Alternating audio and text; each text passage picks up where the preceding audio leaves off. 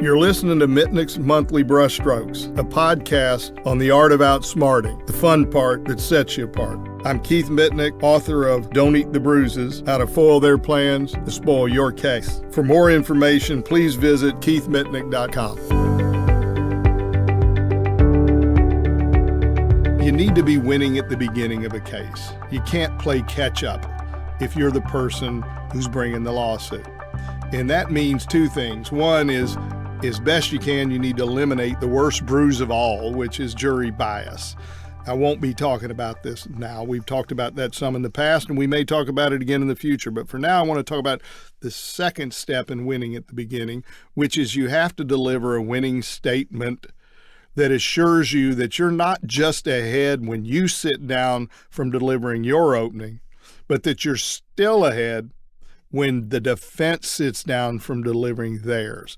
I often say it's not good enough to pat yourself on the back when you're done. It's only a good enough opening statement to pat yourself on the back when they're done.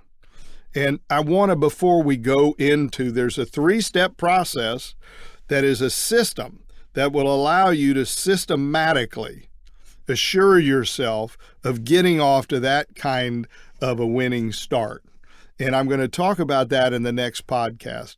What I would like to do this part is to explain the underpinnings in the basis for why it is that you need to win both phases of opening statement, their side and yours, to make sure you're out ahead. And it really goes back like the caveman days. We are a very tribal people. Human beings are tribal by nature. And if you bring it forward and fast forward to today, and you simply think about basketball, college NCAA basketball and March Madness, and you got 64 teams out there, and people are glued to the TV. And they're watching teams they could care less about. It's not their team most of the time. So why is it they're so fascinated? Because they have picked a team. And why have they picked a team? Primarily because of office pools. They have a little bit of a wager, and now they're rooting hard for one team, and therefore they watch game after game, where otherwise they would have teams they didn't care about, and if they didn't care, they wouldn't bother spending the time to watch. Well, a trial works the same way. Those jurors come to court, and we are an entertainment-based society. People are on their iPhones, they're tweeting, they're texting, they're emailing, they're reading magazines, they're reading books, they're watching TV, they're in conversation. There is always input. Well, jurors then get locked down in a seat in a juror box. They're not allowed to play with their phones. They're not allowed to read magazines and books. They're not allowed to sit and talk amongst themselves while the activities of court are ongoing.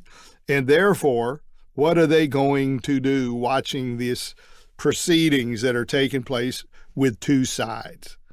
It doesn't take psychologists to figure out they're going to pick a team to root for so it becomes more interesting to them and they have more of a personal stake in it. And you want to be the team that they pick. And just take it out of a courtroom. How do you end up picking a team when your team's not playing?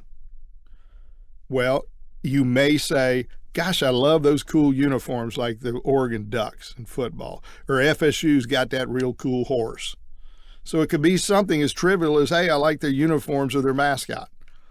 That's why you always want your desk when the jurors walk in to be neat. When they come in the first time, don't have your head down looking down at your notes. When they walk in the first time for jury selection, be up and greeting them with a pleasant face. You don't want a sloppy desk. You don't want your shoes all dirty. You want to make an appearance that, hey, this is a team that I could find myself pulling for. Then what's another reason that you would pick a team when your team's not playing? You will pull for an underdog.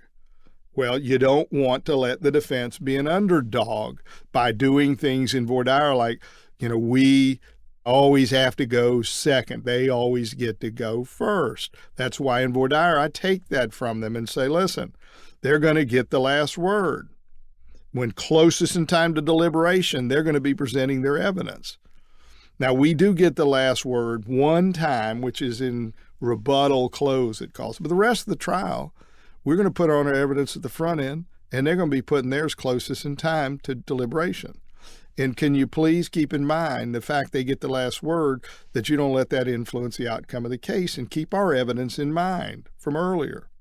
That's how I take that away from them. Now, you need to be careful because you always want to have your integrity in front of the jury. So I also will add in the other side of the coin. I'll say, well, some folks would rather get the first word in, and we do get to go first. And it would be unfair to them if you made up your mind when we presented our evidence before they got to present theirs. Now, they'll be getting to cross-examine and things, but can you keep that in mind so you don't make up your mind in our case before they put their case on? So either way you cut it, the sequencing doesn't impact the outcome. Can everyone be mindful of that? Yes. Now, the only reason I do that, honestly, is, I shouldn't say only reason. I want them to be aware of it so it doesn't happen. But I also don't want to give the jurors this free shot at being the underdog. And what's another way that people end up picking a team when their team's not playing? Well, everybody loves to root against a villain. That's why we love if we got evidence that the defense is lying. It's why it's devastating if your client gets caught in a lie, and I wouldn't go to court on one like that because we are not mercenaries. This is a calling for us. We want to be right. So the villain is another potential way the juror is going to pick a side. But having said all of that, those are nice concepts. It's very important for us to be aware of the underlying mental premises and psychological reasons and historical reasons for it. I tell you that most because I think it elevates the importance of the systems that I've developed, that we be ahead in the beginning, winning in the beginning. So, in the next podcast, we're going to be talking about a system, a 1-2-3 system that will assure you the best chance of being ahead after the defense sits down from their opening. And keeping in mind, this is essentially important because of the tribal nature of people. You want to be the chosen team. Thank you.